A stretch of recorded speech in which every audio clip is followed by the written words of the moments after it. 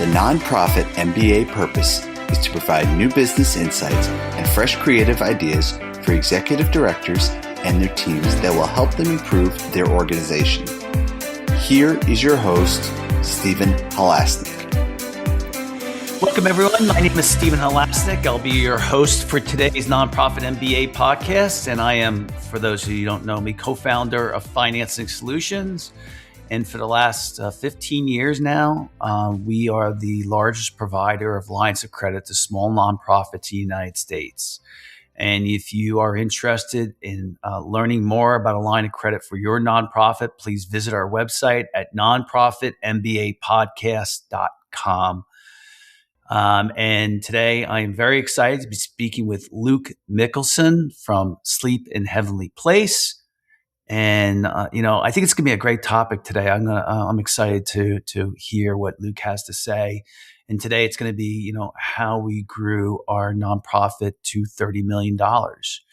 And I have a little bit longer intro, but I really liked the intro when I got it. So I think it's worth you hearing. From a tiny garage in Kimberly, Idaho, Luke Mickelson founded Sleep in Heaven Peace, SHP, a nonprofit with a simple but powerful mission. No kid sleeps on the floor in our town, and to make our town every town. Since building that very first bed in 2012, Luke has grown SHP into the largest bed building charity in the world. Under his leadership, the organization has trained more than 430 chapter presidents and now operates in 47 states and 4 counties, empowering communities everywhere to serve children in need. Luke's Humans Helping Humans philosophy has earned national recognition, including being named a CNN Hero Top 10 finalist, being featured on a Lay's potato chip bag, and making guest appearances on Good Morning America, Hallmark Home and Family, and the Today Show. Luke, welcome to today's Nonprofit MBA Podcast. Thanks, Stephen. It's great to be here, man. Yeah, so this podcast could go on for 2.5 hours because of so many different things so many questions I have in my mind. But I do have to ask you this one question before we get to your organization, because I've asked every guest of this for the past year. How has the current administration affected your organization? Really the only effects we've seen are tariffs. Some of the biggest challenges we have in the past and continuing is we make beds, obviously twin size beds. So mattress procurement is always a challenge and always has been. Well, the tariffs on China and such has really slowed our our production flow as far as inventory and things of that nature. And obviously has increased the costs for mattresses as well as some other materials, but mostly mattresses. And so, that part of it has been that we've probably seen the most impact from, Okay. Thank you. Thanks for sharing. So I think throughout growth patterns, there are inflection points where, you saw something that you did that made a huge difference. And I want you to think back maybe to 2 or 3 inflection points where what you did really made a huge difference. And so if you think about one of those inflection points, because this is all about growth, right? Right. Tell me what you think one of them would have been. Well, there's a lot of them, there's these little moments or milestones that you reach as a growing company. And I'm an entrepreneur by nature. I've started and stopped and sold and all sorts of businesses and run a few. And, I think when it comes to Sleep in Heavenly Peace, right? This was this Christmas project that started in my garage that was never supposed to be a nonprofit, right? It was just going to stay as a family Christmas project. And we were just going to do it in my local town. But as I found more of the need and more people let me know, and the conditions that these kids were sleeping in, you couldn't help but want to do more. Our motto at the time, now our mission statement, is no kid sleeps on the floor in our town. And like you said in our intro, we want our town to be everybody's town.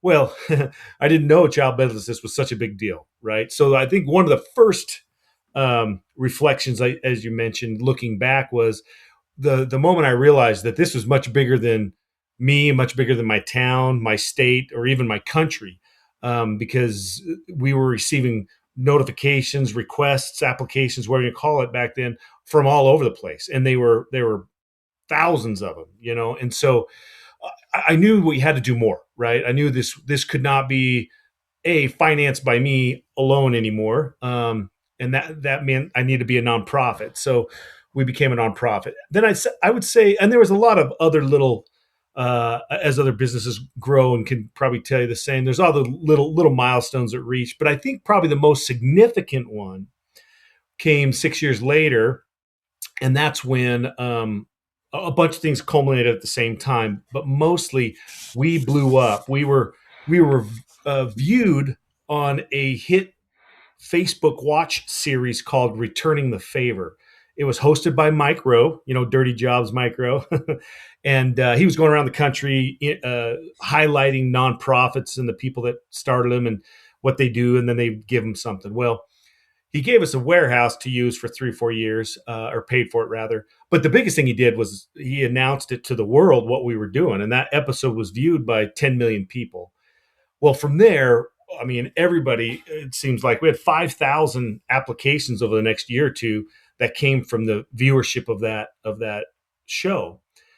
Well, when we blew up like that, at the time, we had a very measly or meager, however you want to call it, board of directors. I was, I guess, what you'd call the executive director. No one was getting paid at the time. It was just friends and families put together, and we had a few chapters here and there.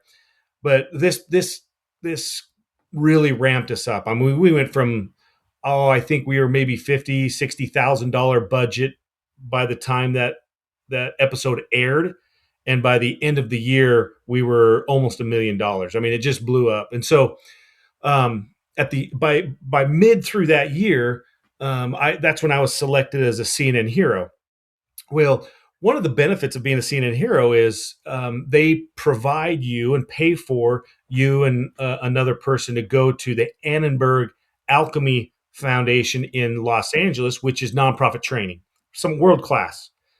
And this is really important because there at the training, the first thing they talk about, other than your story, telling your story, that's the most important thing. But I should say the second most important thing that they talked about was the difference between an executive director and a board of directors, and the responsibilities between those two individual silos of your organization. We didn't understand that.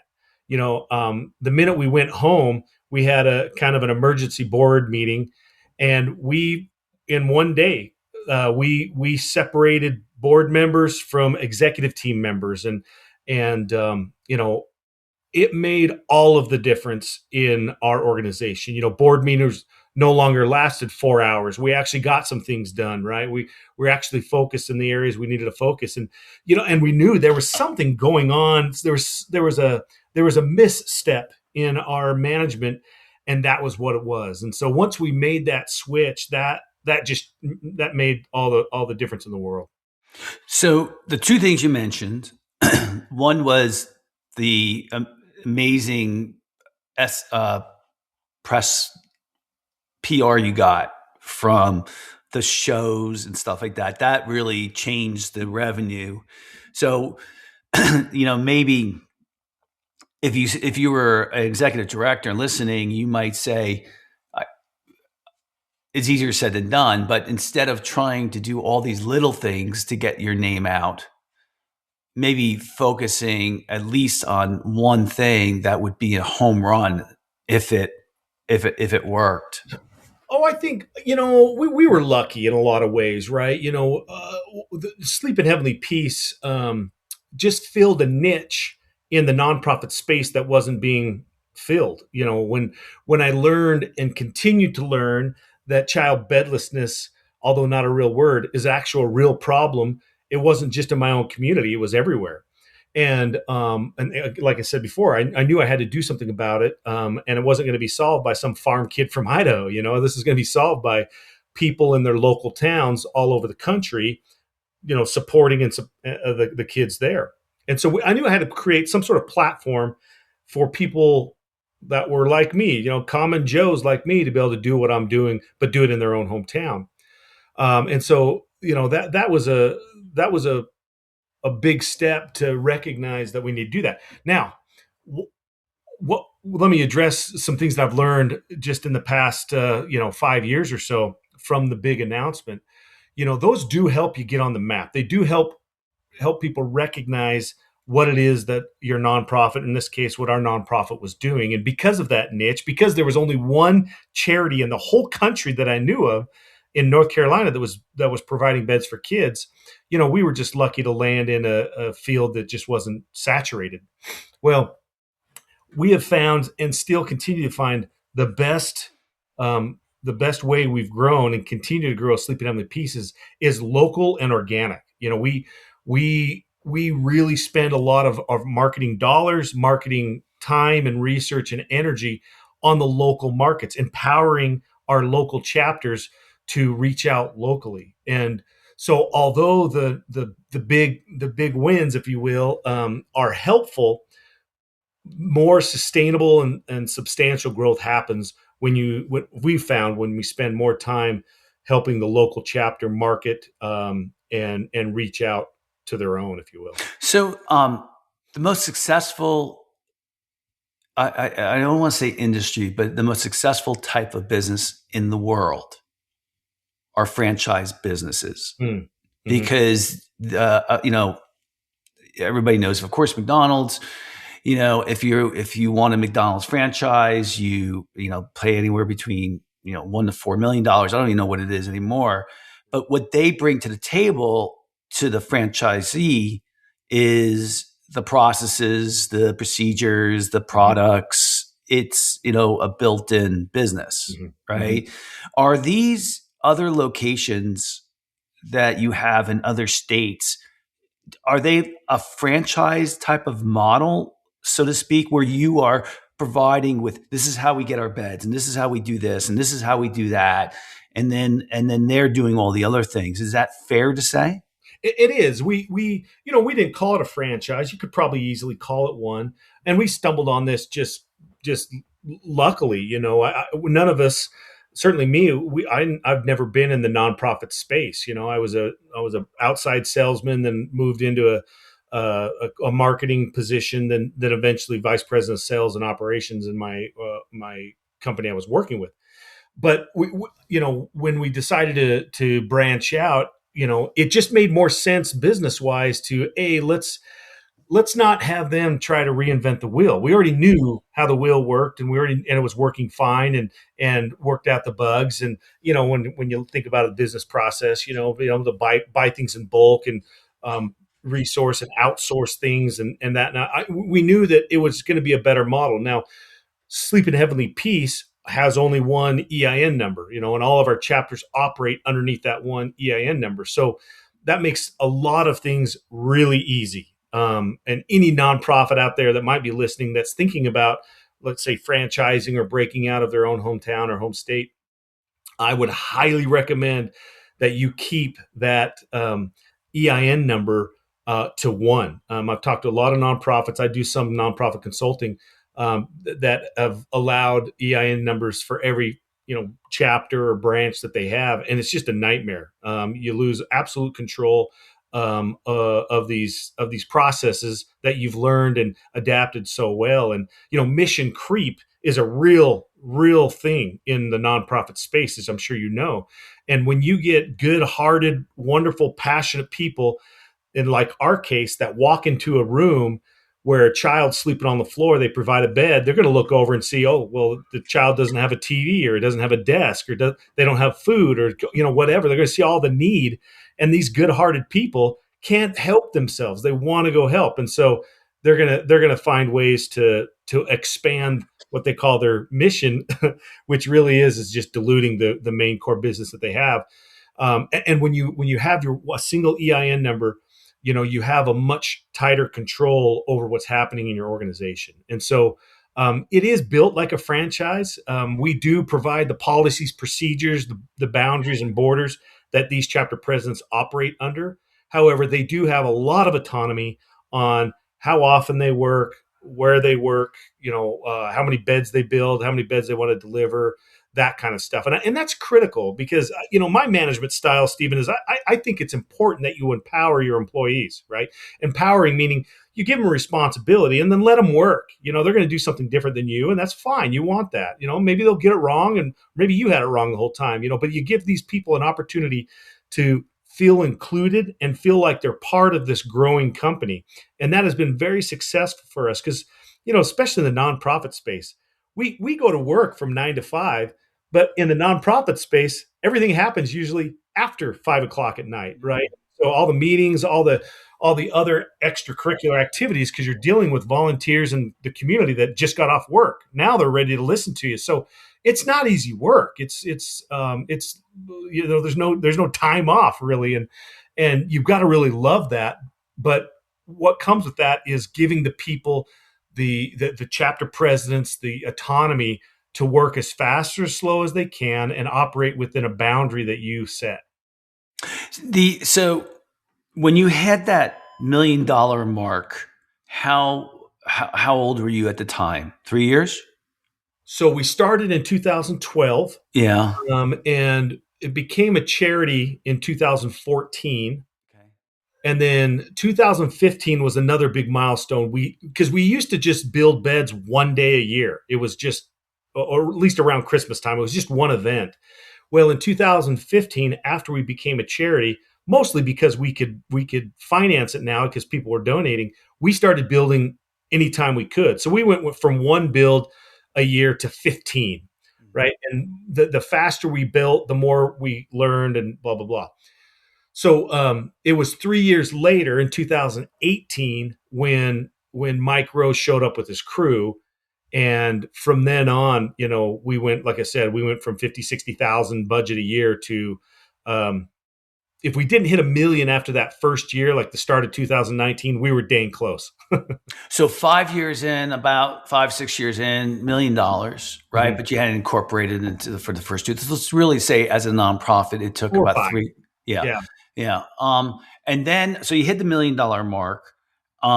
Then at that point, when was the next inflection? When was the next big jump? Was it like to 5 million? When and that happened 2 years later or 3 years later? It's a great question. We doubled every year. Every year. Okay. For many years. So, 2018, we ended $1 million. 2019, we ended, probably 2 million, maybe even 3. It was close. Of course, then COVID hit, and our there for about 6 months, our donations dropped by 84%. Now we were able to suffer through that and outlast that because of the business practices that we used when we set up the donation process and cycle and fundraising efforts. And so we were able to weather that storm for a while. And then it affected us probably, obviously 2020, 2021 for sure. We were still feeling a little bit of the effects in 2022, but we were coming out of that. Still growing. Every year we still grew. Of course, 2020 was the slowest growth we had. We went from, I think we built 15,000 beds the year before, and then that year we built 20 or 22,000. It was, I might have the numbers totally not quite right, but close. So we saw that hiccup. But after that, when we got kind of back up and rolling, then we went from 3 million to 6 million to 9 million to 12 million to 16 million and so forth and so on. So I would say because of the COVID did one thing for us, which I actually look as a positive thing for Sleeping on the Peace. We were growing so fast, and that can give you 1,000 examples of why that was a problem for us. But we were growing so fast, COVID forced us to slow down. We had no choice, right? Because of that, our processes, our backfill and manager positions, that we never had. I shouldn't say backfill because we never had them, right? We had volunteers that filled those positions. We had to fill these with management positions. We had to, pay them the measly $500 a month, whatever we could pay them to kind of keep them around. But it allowed us to catch up with our growth. It allowed us to put in policies and procedures. I mean, we didn't even have conflict policy at that point. We were still learning, flying the plane or building the plane as we flew. So that COVID period, I was really grateful for. It allows us to slow down, but we were able to continue to double almost every year till 2023. So it wasn't until 2020 for COVID that you put in what were the processes and procedures. Is that correct? Yeah. And formalized it, right? What did you notice? So what was the impetus? What forced you to say in 2020, we got to have processes and procedures? Was it just that you had time at the time, or what was the thing that kind of said, "Oh no, we have to really do this"? Great question. And this continues to happen. We still stumble on things like, oh, we need to do this. For example, when you write grants, and we're not a heavy grant writing. Well, we are a heavy grant writing organization. We just don't. Most of our funding, about 10% of our funding, comes from grants. So we're not really grant heavy or reliant, I should say. But when you do grants, you find out, oh, there's a conflict of interest thing. Oh, there's a whistleblow policy. Oh, you learn all these things as forms of requirements, right? You come up upon a question, and chapter presidents helped out with this a lot. That was the other thing, is these chapter presidents started coming on, and it wasn't 6 or 7 of us. It was now 200 of us getting responses back from donors and grantors and volunteers and all these things. They start throwing questions at us. And so, I mean, it was for 2 years, my gosh, it was every day, 12 hours a day, just catching up with the need from the chapter presidents, what they thought they needed, the processes we still had, even the processes for accepting applications from kids, all across the country. That was, we were still in spreadsheets, for crying out loud, and those processes needed to be changed. They were too clunky. We couldn't record properly. We didn't have super accurate reporting, and all of these things were just a big headache. Our main program that we use to support our CRM, our data collection software is mostly Salesforce, right? Well, we didn't implement Salesforce until 2022, or 2021, towards the middle or end of 2021, and if you've ever implemented Salesforce in a large organization that's not really built for Salesforce, it takes Salesforce engineers and process engineers to be able to build that out the way you want it. That took a year, and so those things were all just extreme headaches, but very important. And we could actually see, I could see that although we weren't doubling anymore, because when you go from 1 million to 2 million, that's easy, but 10 million to 20 million is not as easy, right? But although we weren't doubling, I did see that our growth when it comes to chapter presidents coming on, because we put on about 50, 60 a year, we were only down in the 30s. It wasn't as prolific or as much as it used to be. And I attribute that to we didn't train as well as obviously we do now. We didn't have processes that were in place that were streamlined, that were not near as clunky. We had data, which was probably the most important thing. We weren't able to record data as accurately as we wanted to. I mean, we were lucky to get an accurate number of how many beds we built. Now we have all sorts of software programs and whatnot that are in place that working behind the scenes for us, that I can tell you how many 9-year-olds in Michigan in this county got bed. It's just there's a lot of advantages when you're able to gather data like we can now. And be able to analyze that. It helps us market to the right places. It helps us reach out. Another example is Bitcoin, which is a very small part of it, but we can accept Bitcoin. We can accept continuous giving or end of life giving donations now. We weren't able to do that. And all these things have culminated because we were able to slow down for a period and catch up. And because of that now, and when you make the big jump from kind of paid stipend type employees to actual full-time, fully paid employees, it's a hard jump, and it's an expensive jump for a nonprofit. And it sometimes takes a couple of years to let that iron itself out to where it's you start seeing the ROI.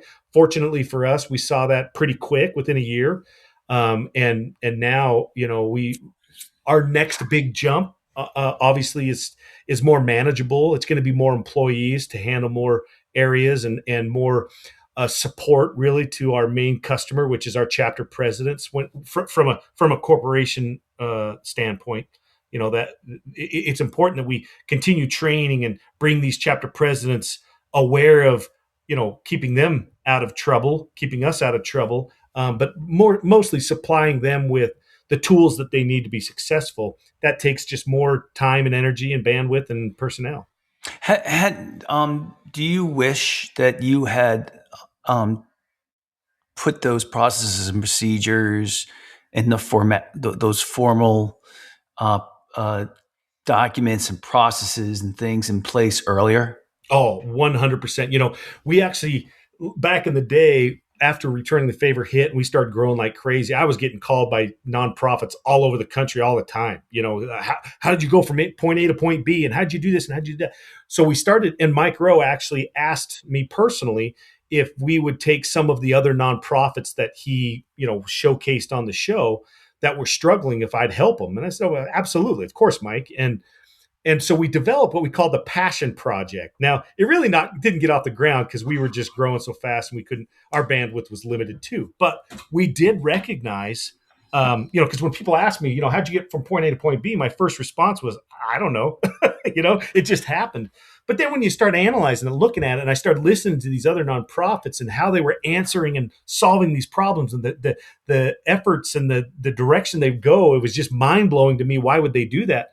I quickly realized, okay, we are doing some things right, and we had some strategic planning happening here, and so we started this Passion Project where we took a few nonprofits, and we were going to charge them. We never ended up charging them, but I know had we had that kind of training early on, we would have probably grown a lot faster sooner. We certainly would have been a lot more accurate, and which allows us to be more credible, if you will, to the public, to our donors, and certainly to our volunteers. And that makes a big difference. And so, it became a challenge, our growth, but manageable. And I would encourage any nonprofit out there, you can contact me or find an organization that is willing to sit down with you and even just go over some of the basics of what you need, Yeah. I mean, the thing that I've studied and known tons of business owners, and because I've built a lot of companies myself. So the thing that I've noticed is you might get that 1 out of 1,000 companies or nonprofits. It's really hard to hear a nonprofit grow at that level. And I think you hit the nail on the head when you said it really wasn't being done before, not to any sizable degree. Certainly, the PR helped, and so you get that one off of a company or a nonprofit that grew in leaps and bounds. But then you have the other 99% that have to be incredibly efficient and effective. And they have to be really good at what they do. And I'm a strong believer that processes, procedures, software, execution of your mission statement is going to really allow you to survive and grow. Would you say that's true? The best advice I'd give anybody to start with is there's a guy named Dan Pallotta. I don't know if you're familiar with Dan Pallotta. Mm-hmm. He has a TED Talk. I just looked it up real quick to make sure I got it right for your listeners. The way we think about charity is dead wrong. Mm. I get goosebumps. I encourage everybody to listen to that and listen to it a number of times. It's what a TED Talk, 15, 20-minute TED Talk.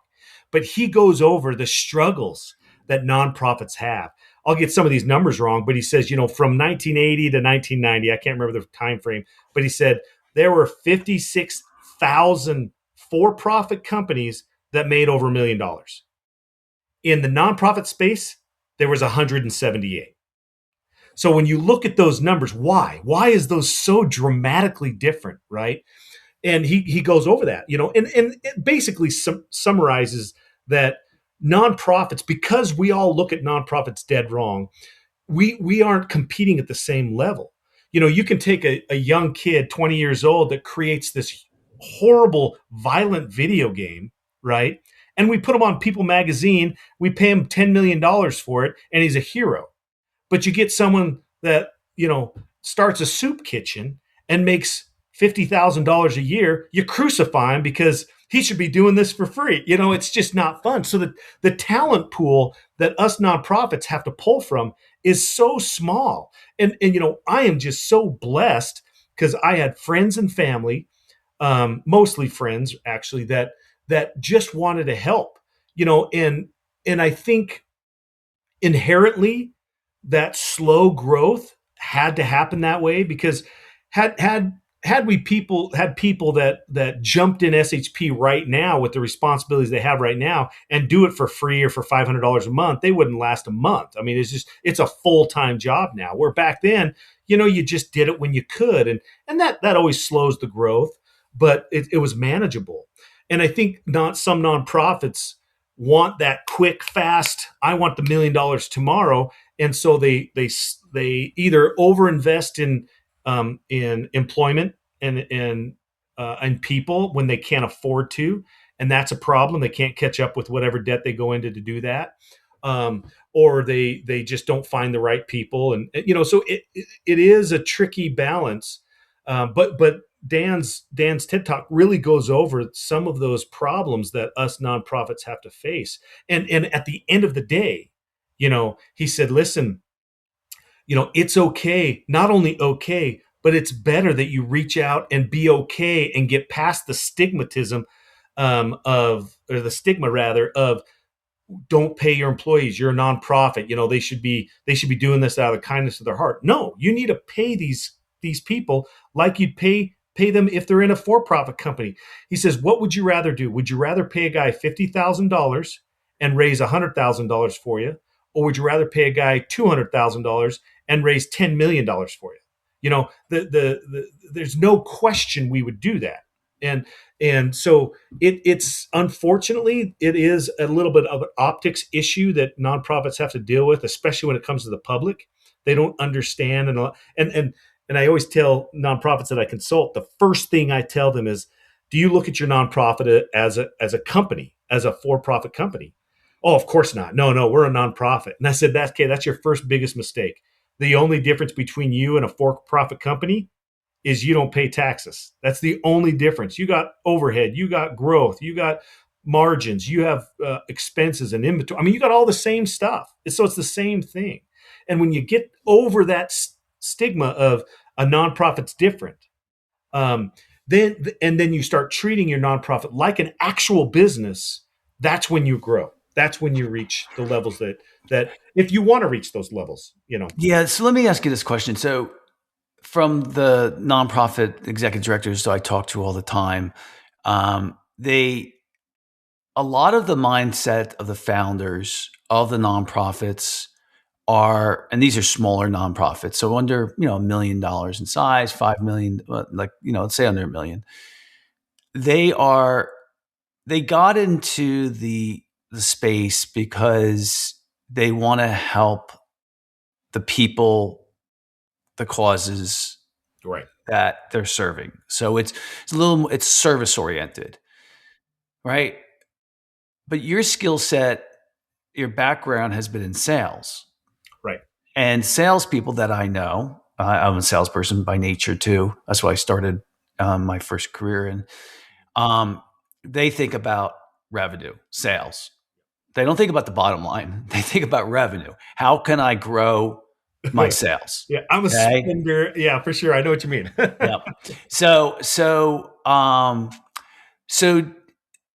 now when a founder maybe moves on, the thing that I see, it's hard for executive directors to make the switch that 90% of what they need to be doing is finding a way to grow the nonprofit's revenue instead of working on the fun part of the business, which is helping the people, the causes that you're trying to serve. Is that a fair assessment that you think that nonprofit executive directors are they need to have a culture change? Because the fun part of running a nonprofit is seeing the day-to-day and how you're helping people, right? And you're in there getting your hands dirty. And this goes thing for a for-profit business. The fun part of a for-profit business is the not fun part is the execution. Right. The coming up with the idea is the incredibly fun part. Yeah. Yep. Right. But by the way, that only lasts for 6 months to a year. Yeah. Right. Then the rest of it is the boring day-to-day execution, which isn't usually as interesting.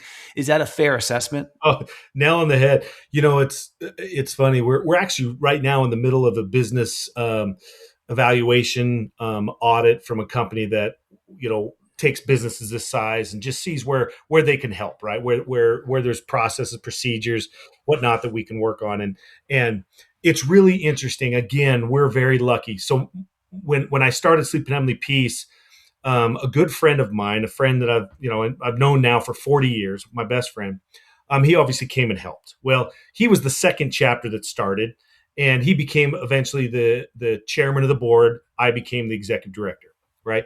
We've now switched. He's actually not switched. He's actually executive director. I'm just the founder.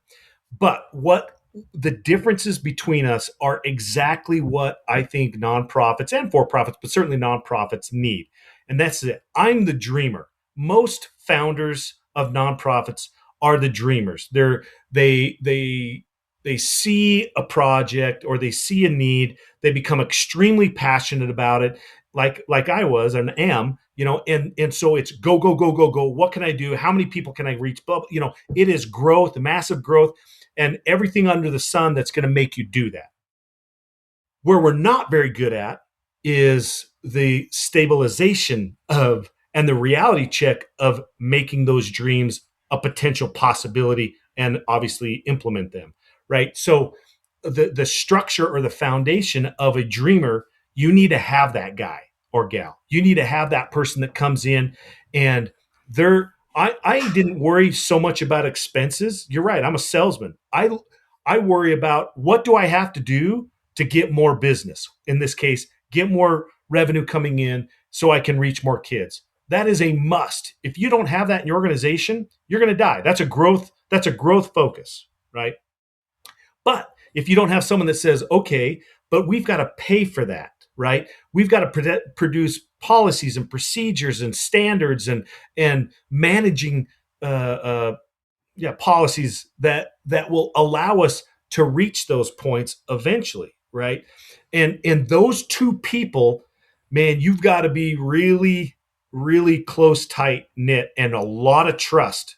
Because and even today, in fact, my executive director buddy just called me. I said there are things that we are no question disagree on because my mindset is not the same as his.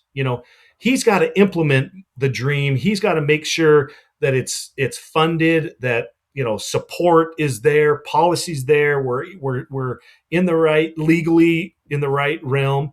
That's no fun.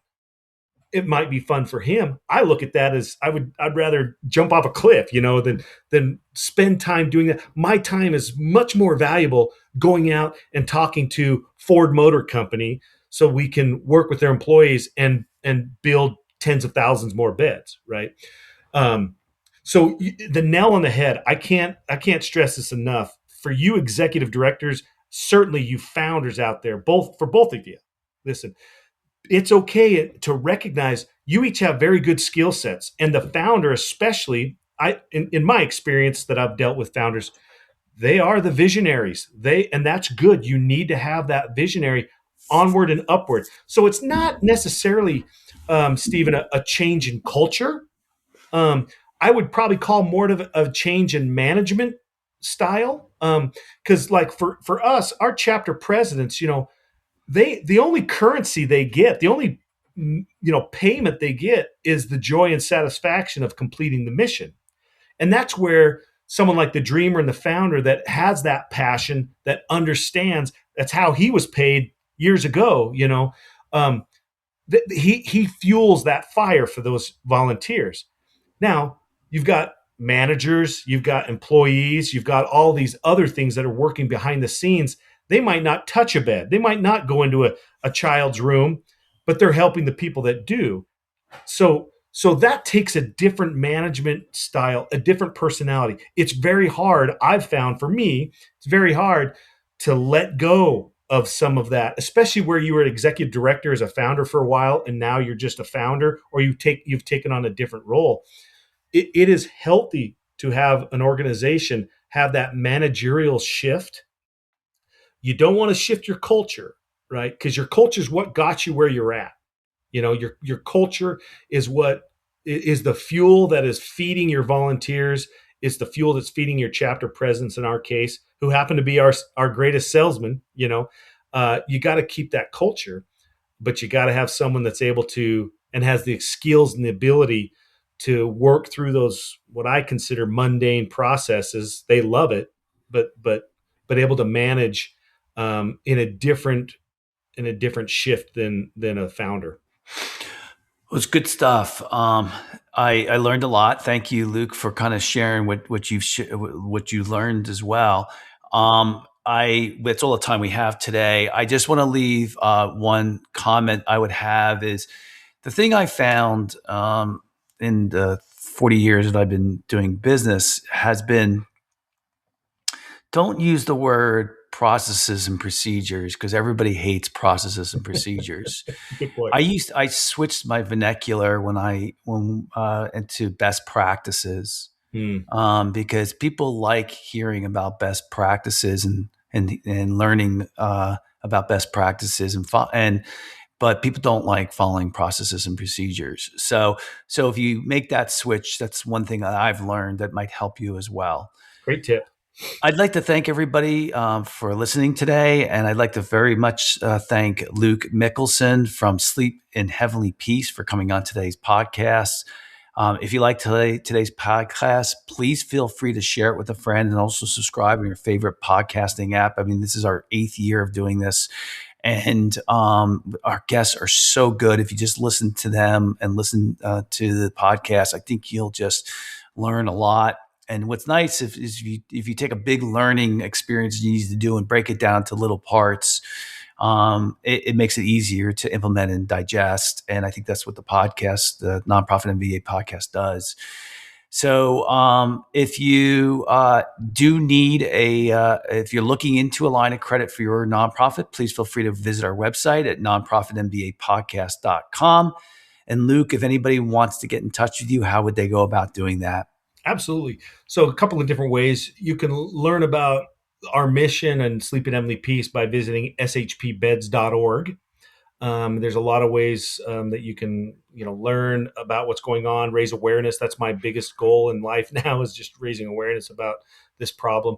To get a hold of me, I'm on all my socials. It's usually Luke Mickelson or SHP Luke. You'll find me on Facebook, Instagram, YouTube, Twitter, all those things. You can email me at Luke at lukemickelson.com or luke.mickelson@shpbeds.org. Either way, I do a lot of nonprofit consulting, more just in my spare time because I enjoy it. If anybody has any questions or just chew the fat about nonprofits, give me give me an email, shoot me an email. Let's talk. I love helping people out.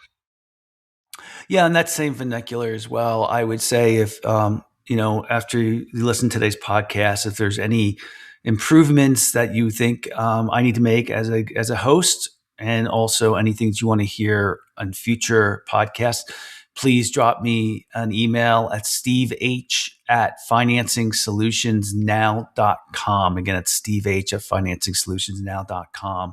Lastly, I end every podcast the same way, and I just want to thank all our listeners, not just for listening, but also trying to make the world a better place. We need you. I know Luke's doing a lot, and I'm trying to do it in my own way too, outside of this podcast. But you are no good to your family, your friends, and your employees and your cause if you're burnt out. So every day you need to think about not your cause, and actually not your family and your friends and those things. You need to think about yourself first and say, what do I need to do today to keep my sanity and keep me healthy and keep me going? Because we need you. So, that could be exercising, it could be meditating, praying, calling a friend for coffee. Think about yourself first, and then you can help everybody else. And it's a good message since it's the beginning of the new year to think about for 2026. Other than that, I want to thank you for listening to the Nonprofit MBA Podcast, and everybody have a fantastic day.